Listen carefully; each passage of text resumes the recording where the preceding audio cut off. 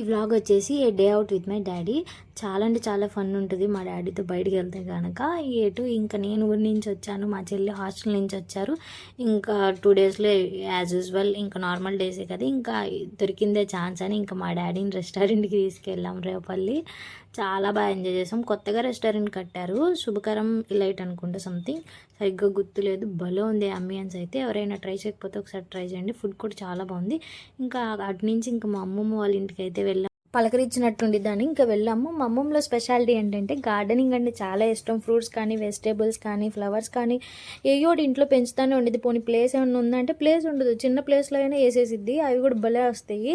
ఇంక ఇక్కడ ఆల్బంలో వచ్చేసి నేనే అందులో, కింద వచ్చేసి మా అన్నయ్య. ఇంకా పండగ టైంకి వెళ్ళాం కదా, ఫుల్ పిండి వంటలతో చంపేసింది వద్దు వద్దు అన్న కూడా.